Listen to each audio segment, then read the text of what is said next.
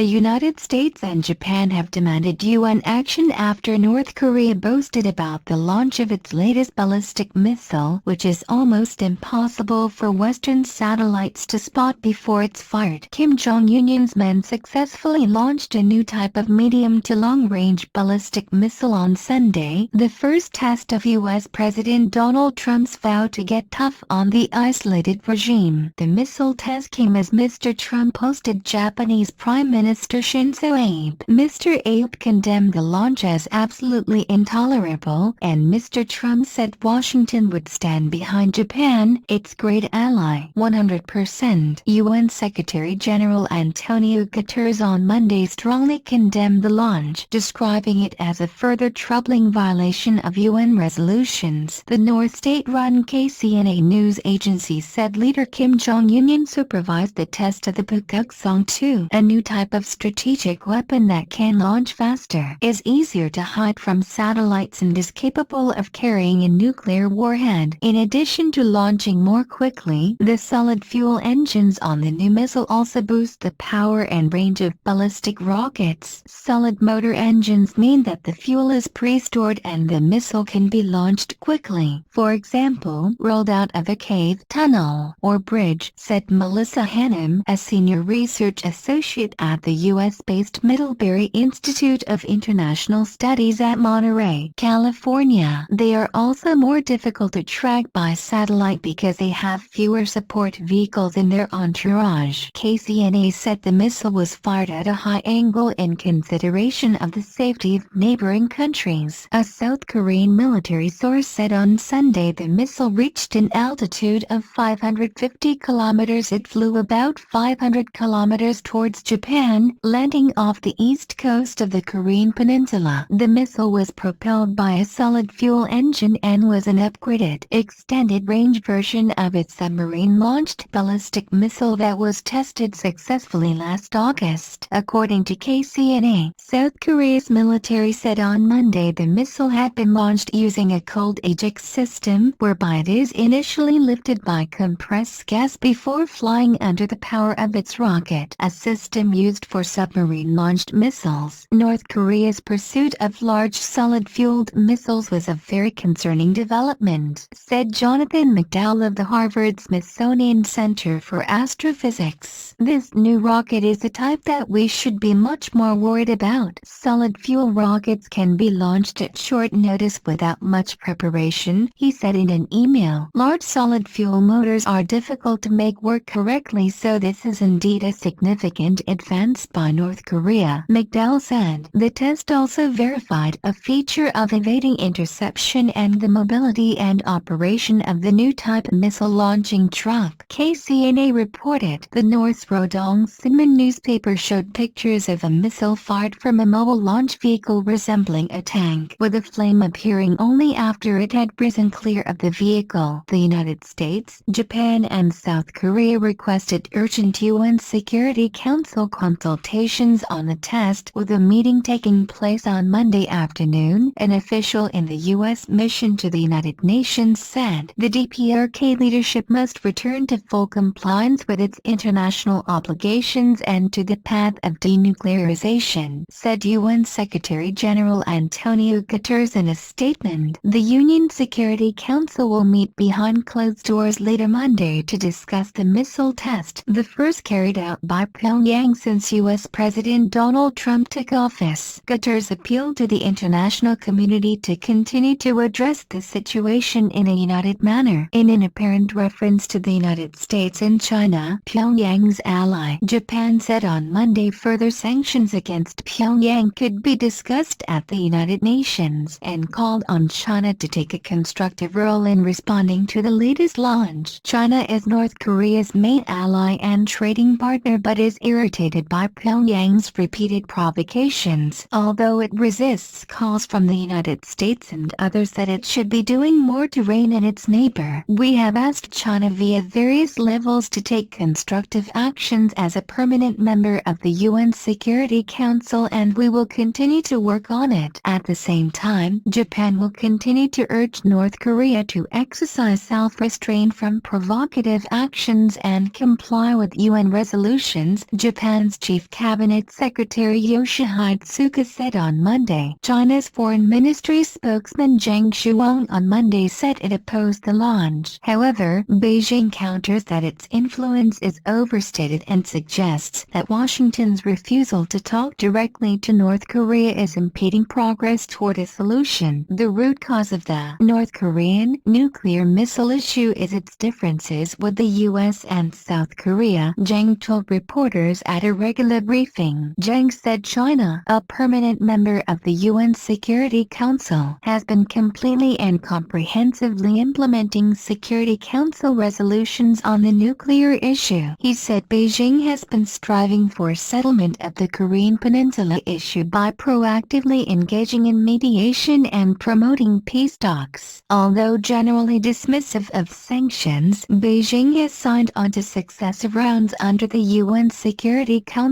and last month banned more items from being exported to North Korea, including plutonium and dual-use technologies that could aid its nuclear program. Zhang urged all sides to refrain from provocative action and said China would continue participating in Security Council discussions in a constructive and responsible way. North Korea has conducted 5 nuclear tests, including 2 last year, although its claims to be able to miniaturize a nuclear weapon to be mounted on a missile have never been verified independently. Before Sunday, the North's 2 most recent missile tests had taken place in October. Both were of intermediate-range Masudin missiles and both failed, according to U.S. and South Korean officials. A U.S. official said at the weekend the Trump administration had been expecting a North Korean provocation soon after taking office. The latest test came a day after Trump held a summit meeting with Japanese Prime Minister Shinzo Abe and also followed Trump's phone call last week with Chinese President Xi Jinping. Abe described the test as absolutely intolerable. In brief comments standing beside Abe in Palm Beach, Florida, Trump said, "I just want everybody to understand and fully know that the United States of America is behind Japan, our great ally, 100%. The U.S. stance towards North Korea is likely to become tougher than before." Japanese Prime Minister Shinzo Abe said on Monday, "I believe that the stance of the United States towards North Korea will become much tougher. That is clear," Abe said on a NHK public broadcasting news program. After returning from meetings with Trump in the United States, Trump said the United States remained committed to Japan's security and that it was behind Japan 100% in the aftermath of the missile launch, which occurred as Abe was wrapping up his visit. Trump and his aides are likely to weigh a series of possible responses, including new U.S. sanctions to tighten financial controls, an increase in naval and air assets in and around the Korean Peninsula, and accelerated installation of new missile defense systems in South Korea, the administration official said. However, the official said that, given that the missile was believed not to have been an ICBM and that Pyongyang had not carried out a new nuclear explosion, any response would seek to avoid ratcheting up tensions. Kim said in his New Year's speech the North was close to test launching an ICBM and state media have said such a launch could come at any time. A fully developed ICBM could threaten the continental United States, which is about 9,000 kilometers from North Korea. South Korea's finance ministry said it would act swiftly and firmly if financial markets reacted to the missile launch. The South Korean won and shares showed little reaction to the test.